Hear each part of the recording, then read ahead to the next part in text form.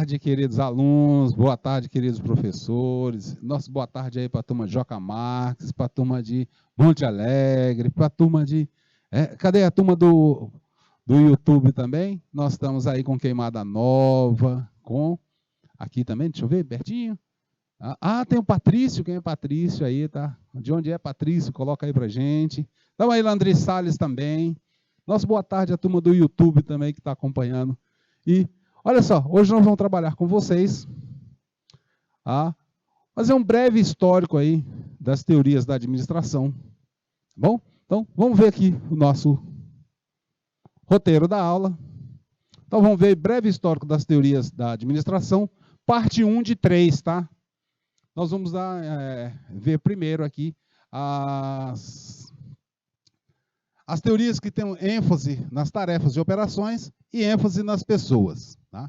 Nosso objetivo é definir as diferentes eras das organizações e descrever as teorias administrativas prescritivas e normativas e também as teorias descritivas e explicativas. E nós vamos aí ver algumas revisões de alguns temas, vamos ver teorias, vamos ver aplicações práticas, mediante algumas questões. E vamos que vamos, então, né? Então, estamos aí.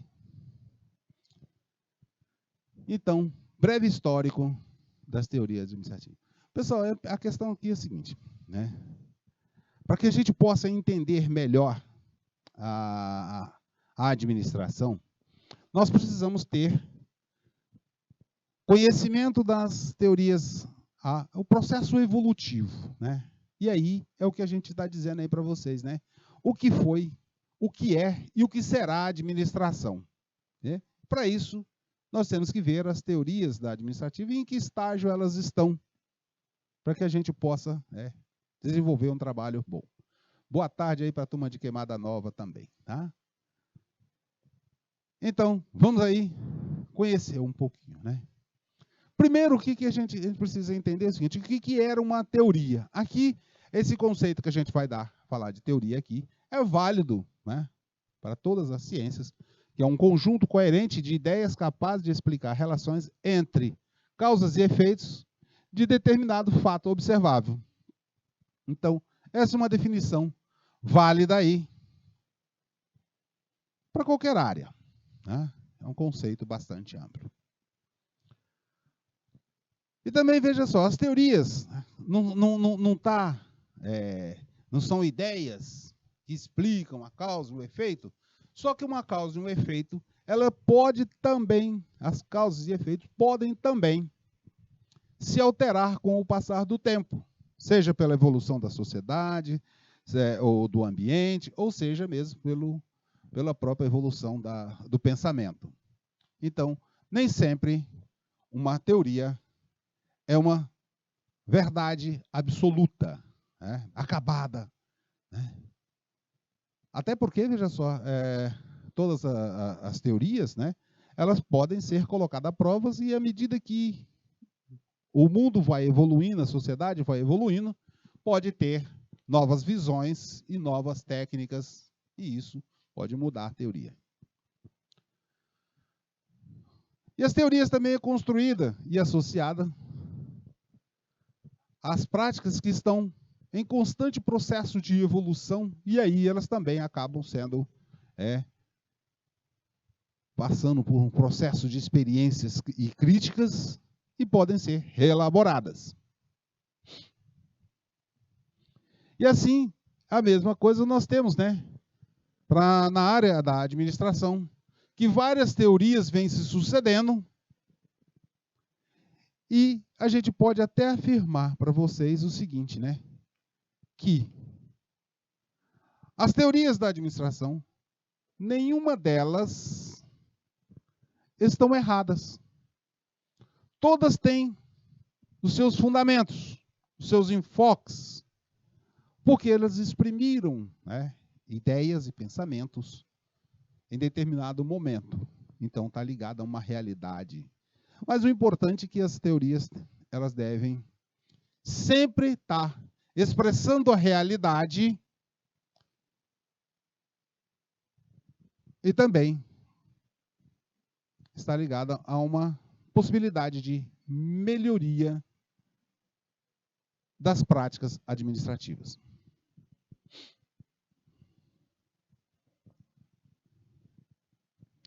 E veja só, né, as próprias teorias, né, elas vão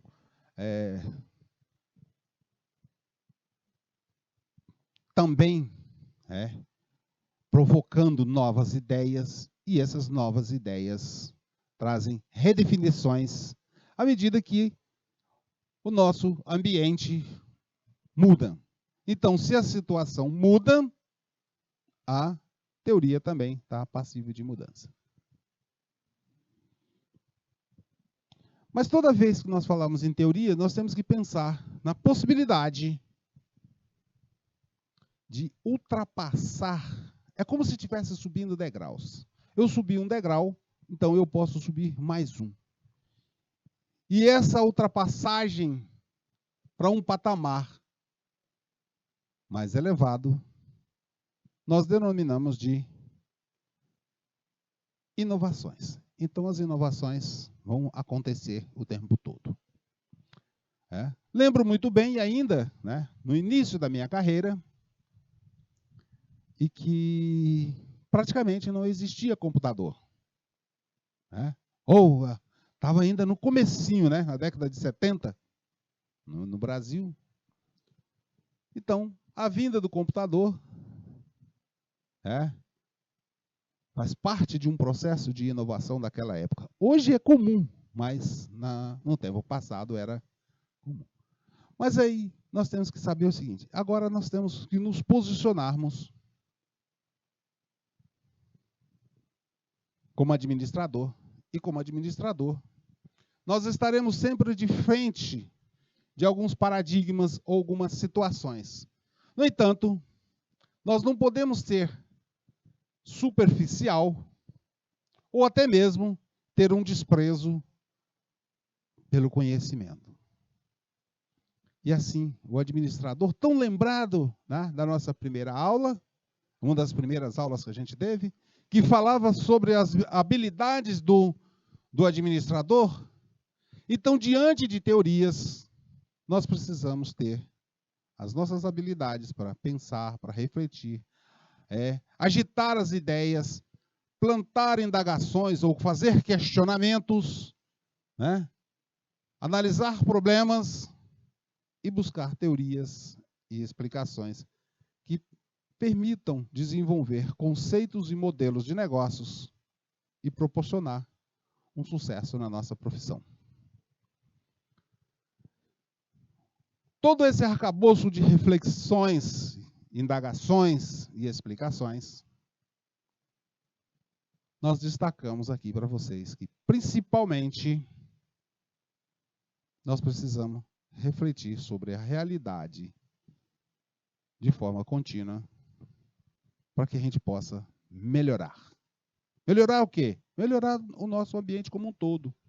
O nosso boa tarde aí para a turma de Ribeira, para a turma de Queimada Nova, a turma de Parnaíba, Monte Alegre, Landry Salles, né, também, Joca Marques, né? Nossa, boa tarde a todos vocês aí, tá?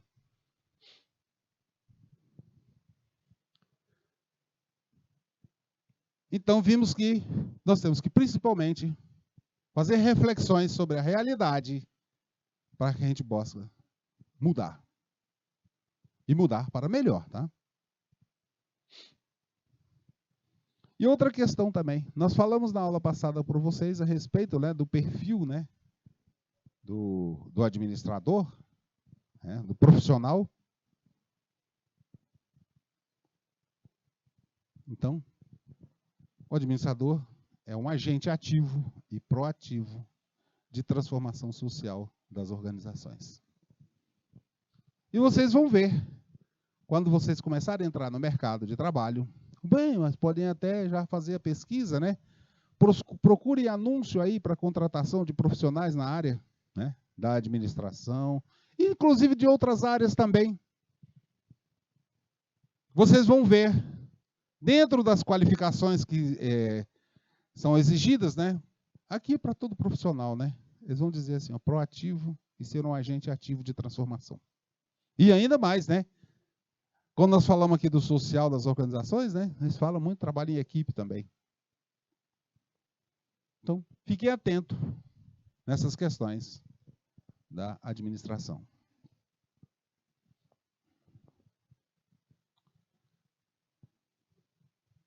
Veja só, nós falamos em várias teorias, né? Existem várias teorias da administração. Cada uma delas aborda um aspecto da administração. Então, cada teoria enfatiza algum aspecto da administração. Algumas delas se preocupam mais ou enfatizam mais as tarefas e as operações.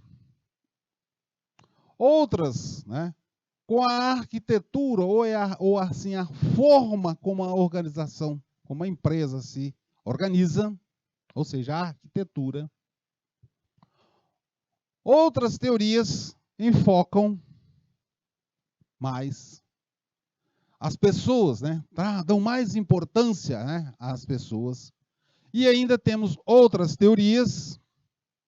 Cadê? Isso, aqui. Né? E temos aqui outras teorias que enfocam mais na tecnologia. E outras também concentram também seus esforços, suas ideias no impacto ambiental sobre as organizações. Então veja só, por isso que a gente diz que nenhuma das teorias estão erradas, porque cada uma enfoca uma parte dessa ciência administração. E para que a gente possa ter sucesso na nossa carreira profissional, nós precisamos conhecer todas essas abordagens, né? Conhecer todas essas abordagens, para que a gente possa ter uma visão mais panorâmica do trabalho. Né? E isso, pessoal, implica a gente conhecer as diversas teorias, para que a gente possa ter essa visão global. Tá? Professor, mas eu já vi dizer que tem teoria da administração que é lá de 1910, 1905, uma coisa antiga, né? Tá. Verdade. Tem algumas teorias que iniciaram o seu desenvolvimento lá no início do século XX, tá? Com Taylor, com Fayol, né? Com Weber, lá no comecinho, né? Lá no comecinho do século XX. Mas aí, as ideias fundamentais ainda estão válidas. Vamos fazer um comparativo com vocês, para que vocês possam compreender o que é essa questão de mesmo a ideia tendo sido desenvolvida lá no século XX, no começo do século XX, e nós estamos aqui já no século XXI, quase 100 anos depois, e dizer que é a mesma coisa, que tem validade. Vamos pegar, por exemplo, um relógio. Tá? No começo do século XX, lá no começo do século XX, na mesma época da administração, nós já tínhamos o relógio. Era aqueles relógios, né, famosos, relógio suíço, que tinha que dar corda. Dar corda, pessoal, é rodar um parafusinho que tem do lado do relógio, ou então aqueles despertadores antigos, você tem que falar, né, para dar a corda, e esse relógio ia funcionar por um tempo. Depois tinha que dar corda de novo, não é isso? Da mesma forma, a gente tinha lá no tempo passado, num tempo bem passado mesmo, o homem ainda morava nas cavernas. E aí? Primeiro ele começou a desenvolver uma tecnologia tal, descobriu lá não sei o quê. Descobriu o fogo e começou até a tocha para iluminar sua caverna.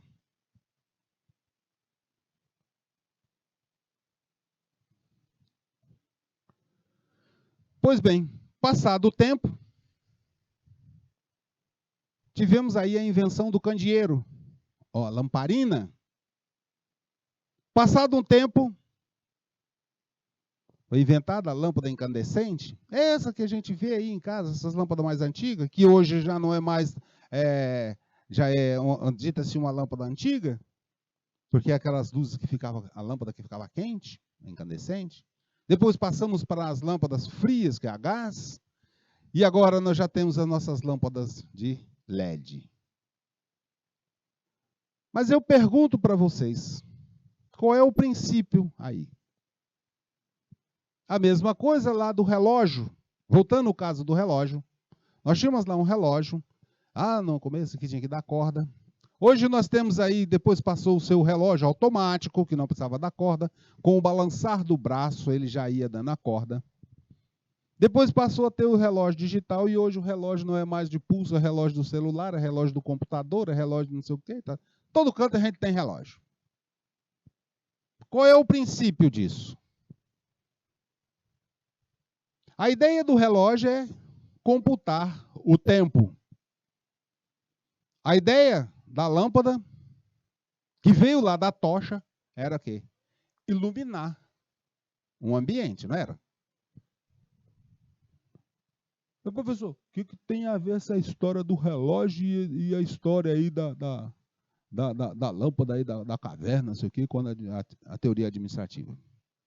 Que veja só, lá no início, vocês vão ver aqui, que no início, né, nós tínhamos, na administração, nós tínhamos o pensamento lá, que começou, e aí começou a falar-se de, planejamento. Taylor, né? Taylor Fayol já falou começou a falar em planejamento.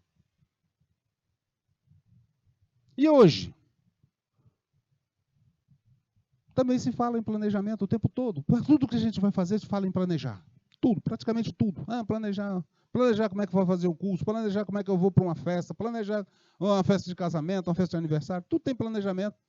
Né? Depende muito do grau de profundidade que você está fazendo esse planejamento, mas tem sempre um planejamento.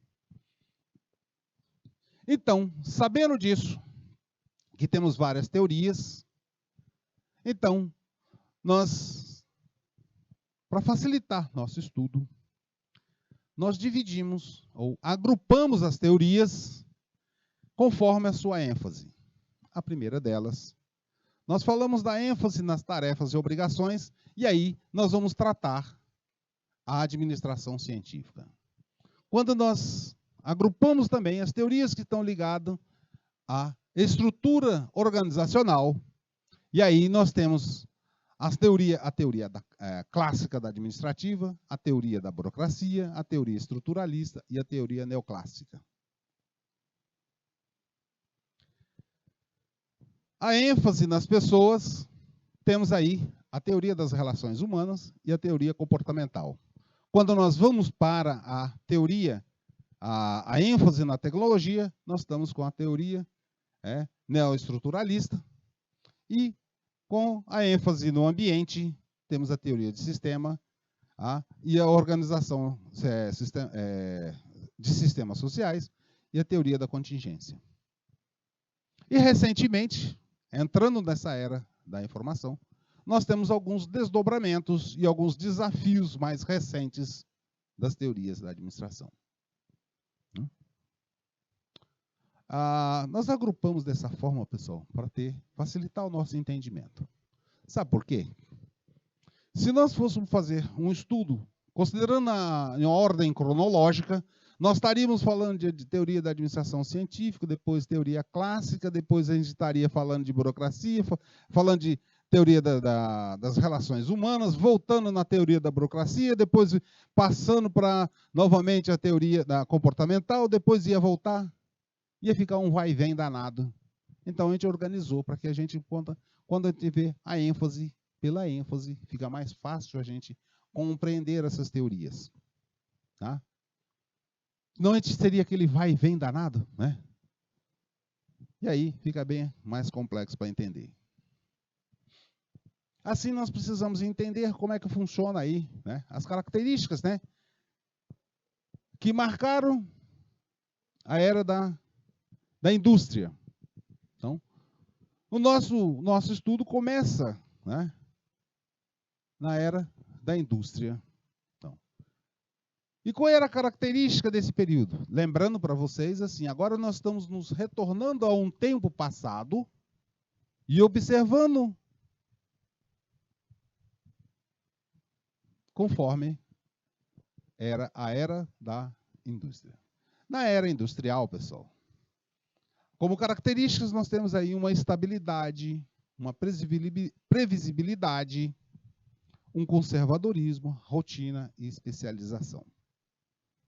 Então, lembrado da história lá das cavernas, quanto tempo durou para o homem conseguir a tocha para iluminar sua caverna?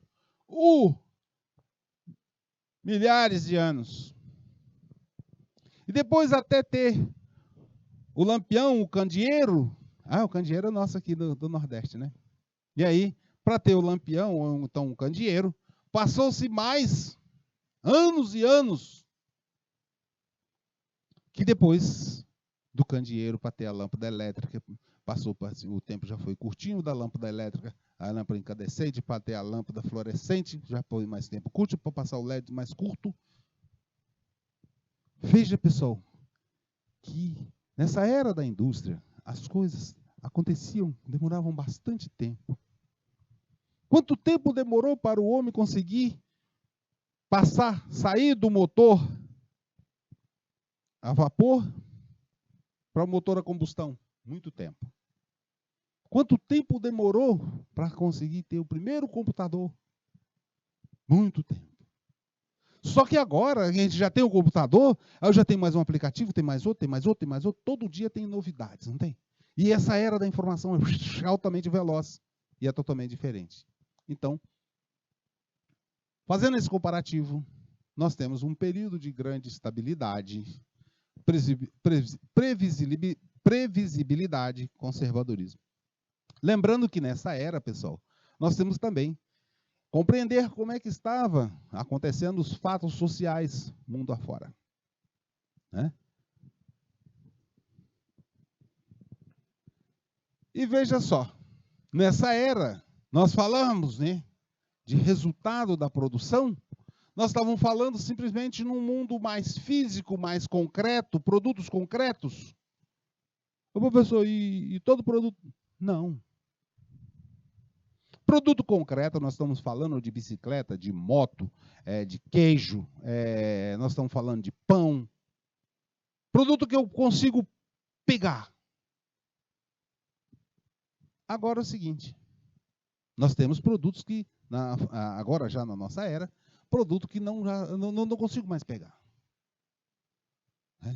Hoje nós temos aí o livro digital, a música digital, as fotografias digitais, né? Tudo isso agora na nossa... Mas na era industrial, não. A foto tinha que revelar. Senão eu não via a foto. E nessa era, pessoal, o foco estava na eficiência, na eficácia e na lucratividade. Veja que aqui, pessoal, não falei nada de sustentabilidade, né? Porque não era dessa época a questão de sustentabilidade, nem se pensava nisso. Era só eficiência, eficácia e lucratividade. Então, aqui nós estávamos, né, vivendo o mundo da física newtoniana, trabalhando com o método cartesiano e, ainda de forma bastante rudimentar, as ciências da computação e uma visão introspectiva e internalizada. Então, o olhar aqui estava para dentro. Então, a visão, nessa época, estava para dentro da empresa, para dentro da indústria. Não estava olhando o mercado fora. Né? Para vocês terem uma ideia dessa questão de olhar, não olhar para fora, né? Um dos seguidores de Taylor, o Ford, nós vamos ver aqui, ele tratava, perguntaram para ele, né? Ele deixou a vista lá, qual é o carro que você, qual é a cor do carro que você prefere, vai atender para os teus clientes? Aí Ford respondeu, né? Olha, O carro pode ser de qualquer cor, desde que ele seja preto.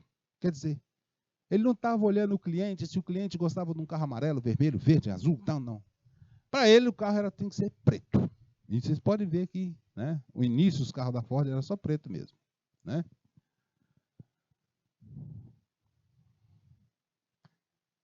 Para começar esses conhecimentos, a primeira fase, o primeiro passo da teoria administrativa, começou no nível mais básico da execução da tarefa, ou seja, lá onde está a execução da tarefa, onde está o operário. Né?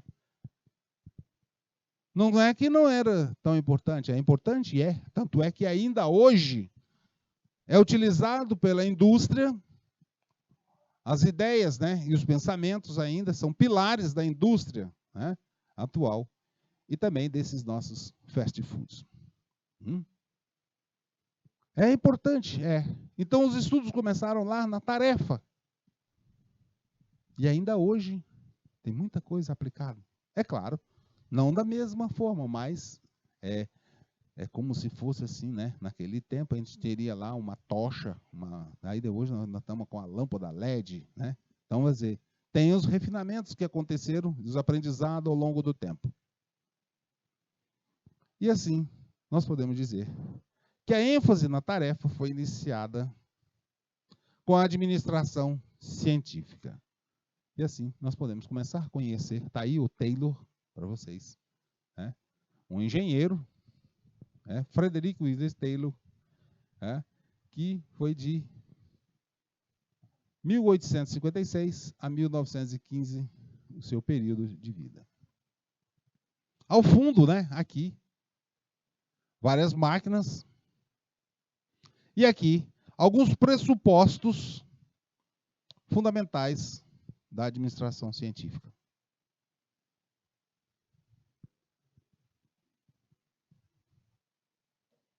Então, vamos avançar. Professor, você não vai explicar esse negócio desses pressupostos, não? O senhor passou a tela, não deu tempo nem de copiar. Espera aí que nós vamos tratar disso aí já mais na frente um pouquinho, tá? Então, lá em 1906, no começo do século XX, né, o Taylor observou lá que ele era um industrial, trabalhava um gestor industrial, e ele observou que havia muita perda e muita improvisação. Né? Então, ele começou a buscar formas para reduzir o desperdício e a improvisação. Né? E como é que ele fez isso? Pessoal, ele foi lá para dentro da fábrica, observar como as pessoas estavam trabalhando e analisou, né, a forma que estava sendo trabalhada, como o operário estava fazendo, e ele começou a montar seus estudos para ver. E também, para cada atividade, ele também começou a estudar quanto tempo demora para se fazer determinado produto. Para realizar determinada tarefa, quanto tempo? E aí, ele desenvolveu esse estudo aqui, que até hoje ainda se usa fazer o estudo de tempos e movimentos. E também observou a forma lá que as pessoas estão trabalhando, para que ele pudesse definir um método de trabalho, ou seja, qual seria a melhor maneira para executar determinada tarefa. Vamos fazer uma experiência aí com vocês, tá? Vamos fazer uma experiência. Né? Queridos professores, aí organize para a gente na sala, que alguns alunos aí coloquem o caderno, ou o livro, ou qualquer o material que vocês estão usando, dentro da mochila. Não todos. Vamos ver, 1 ou 2. Aí vamos pegar também mais 2 e deixar o caderno em cima da carteira, da mesa, mas a caneta pode ficar dentro da mochila. E aí um terceiro grupo, vocês coloquem aí o caderno ou o livro aberto na página em que vocês vão fazer anotações e a caneta do lado da mão que vocês escrevem. Se você for escrever com a mão direita, coloca a caneta, né, do lado direito do caderno do livro. Tá certo? Então tá, temos aí 3 grupos, um com um caderno dentro da mochila, o outro com um caderno em cima da mesa, mas a caneta está dentro da mala, da mochila, ou da bolsa, e o outro está com o caderno aberto com a caneta do lado. Então vamos contar, eu vou contar até 3, e vamos observar um ditado que eu vou fazer. 1, 2, 3. Começando o ditado. Princípio do planejamento. Anotem aí. Princípio do preparo. Princípio do controle. Princípio da execução. Observem aí o seguinte. Provavelmente, o aluno que estava com o caderno aberto e com a caneta do lado, conseguiu anotar o ditado. Aquele que deixou o caderno em cima da mesa e estava com a caneta, ele teve um trabalhinho, demorou um tempo mais para ele pegar a caneta e começar, teve uma certa dificuldade. E aquele que estava com o caderno e a caneta dentro da mochila, provavelmente não conseguiu anotar, ou se conseguiu anotar, somente o princípio da execução. Então, aí, pessoal, né? O Taylor observando o trabalhador, seria como vocês observarem aí a anotação do nosso ditado. Taylor observando, ele estabeleceu esse conjunto de princípios chamado princípio de planejamento, princípio de preparo, princípio de controle e princípio de execução. Veja só, né? Se eu tivesse falado para vocês que ia fazer um ditado, né? E vocês tivessem feito um planejamento, né? O professor vai fazer um ditado, então vou me planejar aqui, colocar o caderno, a caneta, tá tudo certinho. Né? Isso é planejamento, né? Mas vamos detalhar isso aqui mais para vocês, tá? Veja só, nesse princípio do planejamento,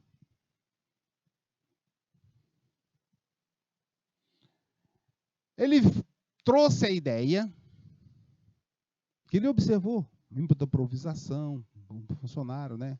Não está nada fazendo, aí chega, vai fazendo de qualquer jeito e tal, essas coisas, improvisado e tal.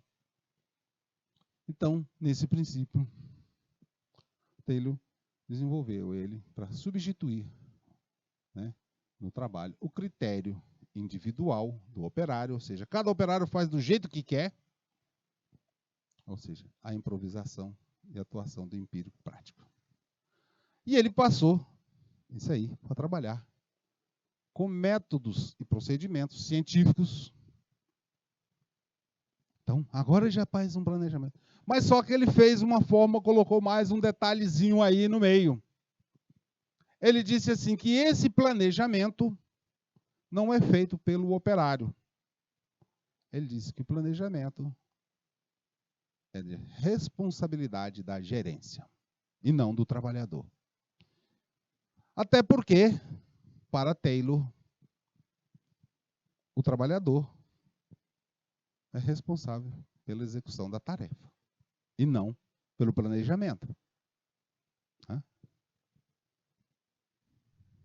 Lembrando para vocês que nós estamos aqui contando uma história, analisando a teoria, mas como se a gente estivesse, né, vendo naquele tempo passado. Porque hoje vocês já devem ter outras ideias quando a gente fala dessa questão do planejamento aí e responsabilidade. Nós vamos ver mais para frente muita coisa a respeito disso. Então, Taylor já trouxe, visando acabar com a improvisação e fazer o planejamento, ele passou, deu um passo adiante e disse assim, agora para que as coisas aconteçam bem, eu preciso saber com que trabalhadores eu vou trabalhar,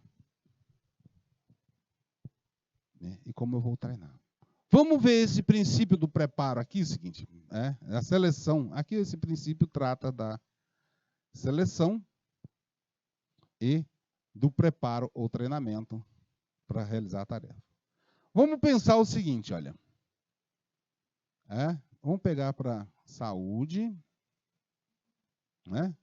Vamos botar aqui mecânica, né? Saúde, mecânica. Vamos botar outra aqui também? Vamos botar aqui administração, né? Tá? Eu pergunto para vocês, né? Vocês estão preparados, né? Vocês estão preparados para trabalhar em qualquer uma dessas áreas? Não. Então, pessoal, esse negócio de selecionar está dizendo aqui que Taylor quer, se a organização, se a empresa vai trabalhar com questões, tá, relacionadas à saúde, então ele tem que selecionar pessoas que estejam, né, qualificadas ou preparadas, ou pelo menos que tenha tendência para trabalhar com a saúde. A mesma coisa se é mecânica aqui. Se é eletricidade, também. E se é administração, então eu tenho aqui pessoas com perfis diferentes. E ele chamou isso de fazer uma seleção científica do trabalhador. Ah? Bom, pois bem, ele chamou isso de seleção científica do trabalhador. Mas mesmo assim, fazendo essa seleção científica do trabalhador, vamos supor que você foi selecionado e ele está precisando trabalhar com alguém para trabalhar na área de administração, né? Mais especificamente, administração financeira, né? Trabalhar com administração, mais especificamente com administração financeira. E aí o que acontece é o seguinte: nós temos alguns sistemas ou aplicativos que a empresa utiliza. A empresa usa sistema baseado, sistema desenvolvido próprio pela empresa, ou então tem lá um sistema comprado, um hábil, ou então tem um outro sistema SaaS, ou então tem outros, né, sistemas.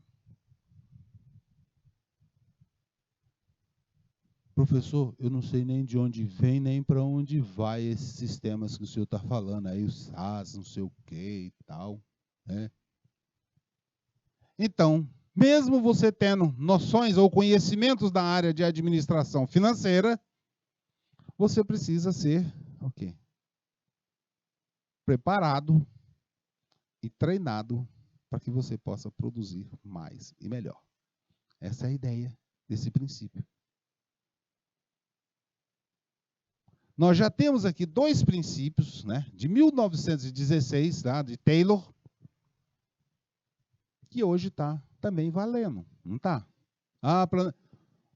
Planejamento, está certo. Então, aqui nós temos aqui o princípio número 1 e o princípio número 2, já ainda válido hoje. Mas nós temos também o nosso terceiro princípio, que é o princípio do controle. E pelo princípio do controle, nós temos uma atividade que está planejada, um processo que está planejado, e para ele havia necessidade de focar e garantir que essa execução não tenha desvios. E também, Taylor ainda foi mais, né? Se eu estou fazendo um controle, uma verificação, eu tenho que olhar também se esse controle e essa verificação, né, está acontecendo conforme o planejado. Tá?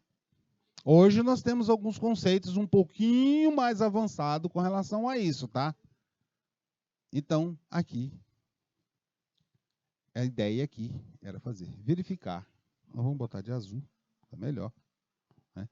verificar se a atividade está sendo de acordo com a norma estabelecida, né? Segundo um plano previsto. Tá?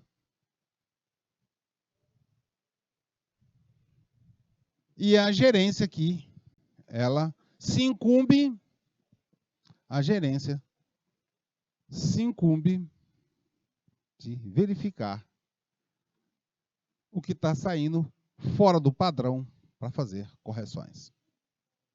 Tá?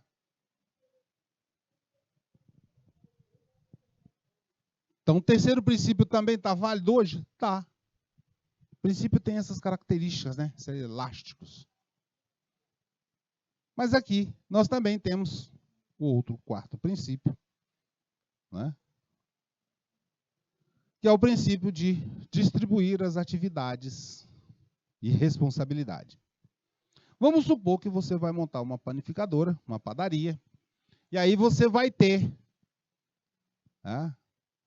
eu gostaria muito, né? Coloca aí o nome dos alunos aí, turma. Né?